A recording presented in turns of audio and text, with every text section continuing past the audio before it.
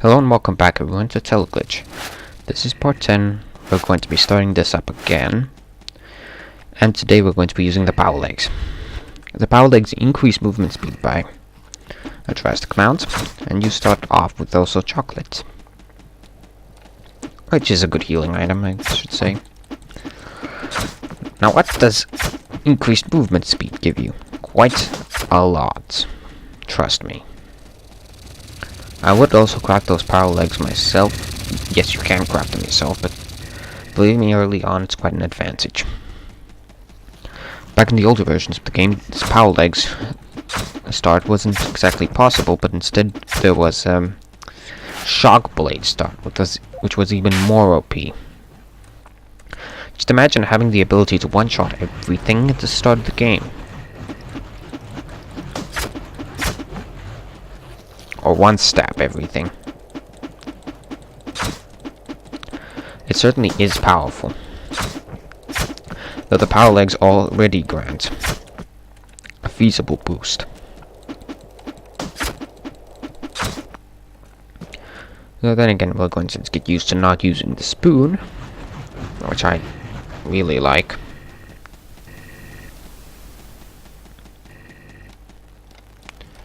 Wounds. I think this is the correct way to go. In other words, we're going the wrong way. Ouch.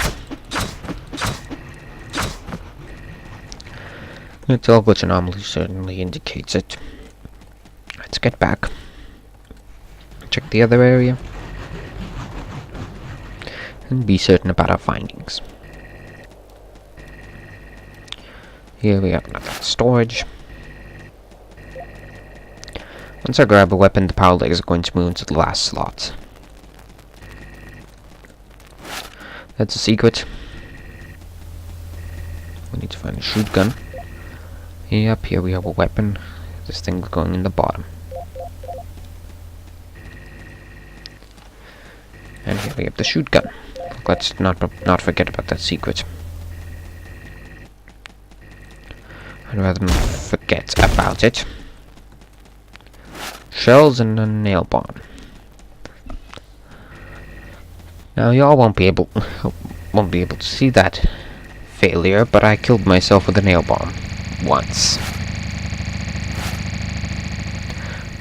I was on level 3. I pushed the button and then was walking back when I triggered a zombie pipe. Well, basically, I was going into a new area. I triggered that zombie pipe, so I decided, screw it, let's nail bomb him. I'll lob out that nail bomb, and guess what? That nail bomb, well, it does go off, but mutants come in from the other side, blocking my escape route. In the end, causing my death. Not exactly a preferable death. Am I right?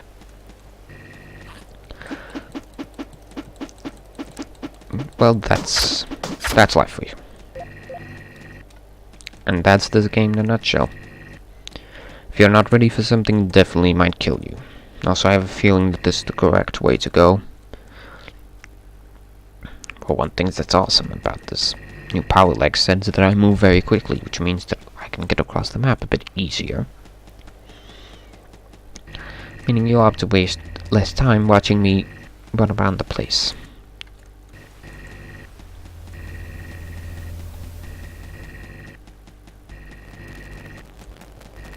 Now let's just listen to the silence of the world that we live in. And the strangeness of this place. It's another Teleglitch anomaly console. Why the heck would there be two of them? But if we check down south, so you'll all see now that we just ran over here for no apparent reason. Sad, am I right? So, nail bomb, you head up, cans, you too. Quick sorting the inventory. I can't remember how much health a chocolate heals. think it was 60 or 40. One of those two numbers. Let's assume the bigger amount. I think it was an odd number. Also, I'm taking quite a lot of damage, despite the fact that I have the good awesome power legs. Power legs can also enhance your stabbing capabilities early on. So that's a secret.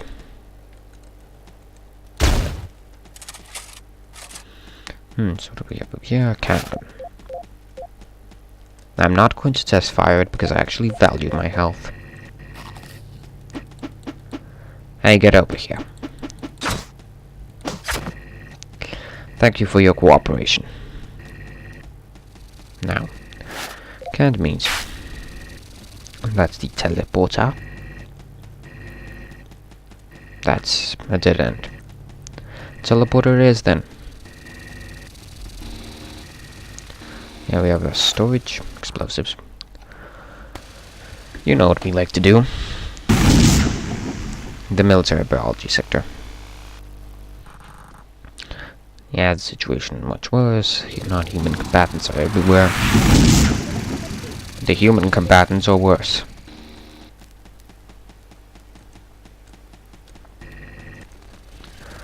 It's so very to note that everything going on is quite crazy.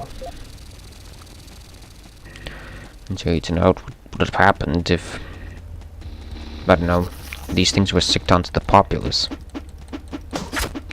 Like imagine a whole mining colony, for example, getting assaulted by these things. I mean, of course, with proper defense precautions. You can't just hold them off with a couple of shotgun barrages and things like that. But still, it'd be terrifying to face off against these things. I, for instance, can't know how the protagonist, basically a scientist for this whole facility, can even stomach this thing. This whole place.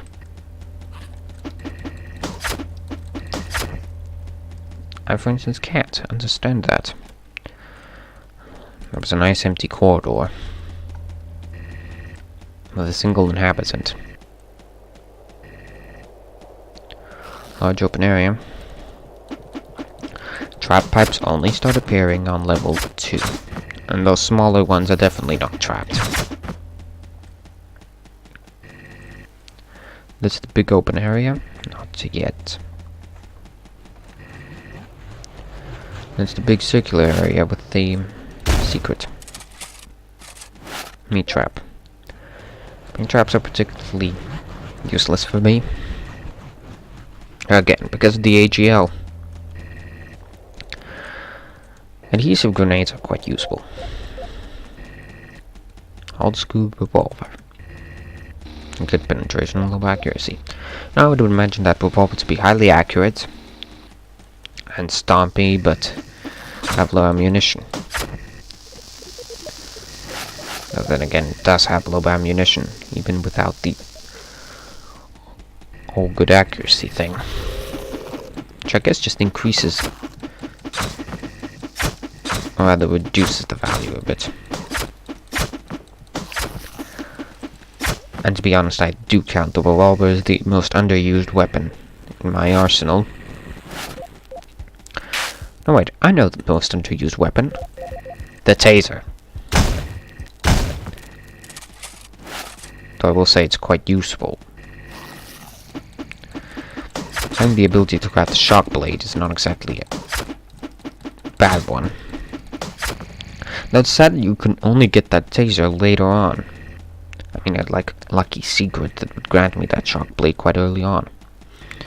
Also, this is the part of the classic level generation.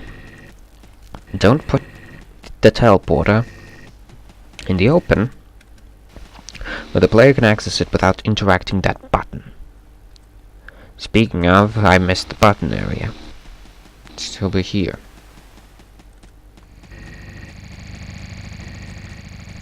I'm interested to know what is going to be there. Also, I'm at max health, so canned meat is going in storage. Ow. Bloody mutants. I hate when you spawn like that. One thing to note that's good about the shotgun is that it has knockback. Meaning if you're being pinned down, I still got hit though. But you're getting pinned down, a couple of shotgun shells will just solve everything.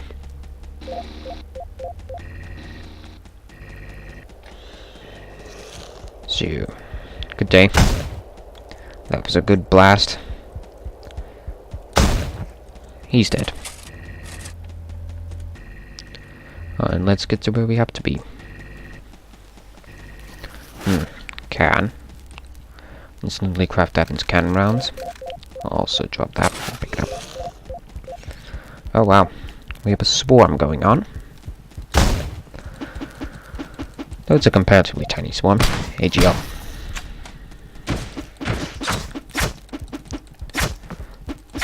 I mean, you can just do what I did and just stab everything to death, but certainly amazing fun when you can just take everything down with a couple of AGL shots.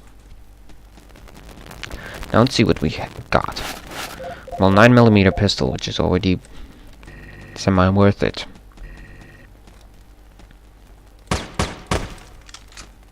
A secret that has medkits. Really worth it?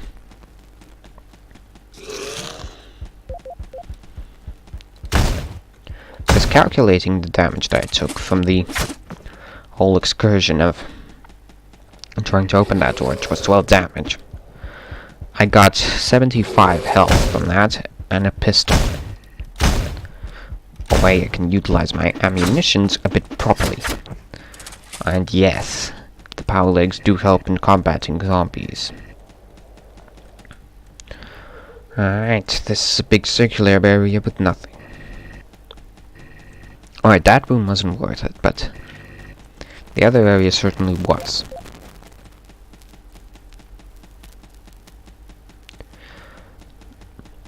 So let's just check the last areas before we head on.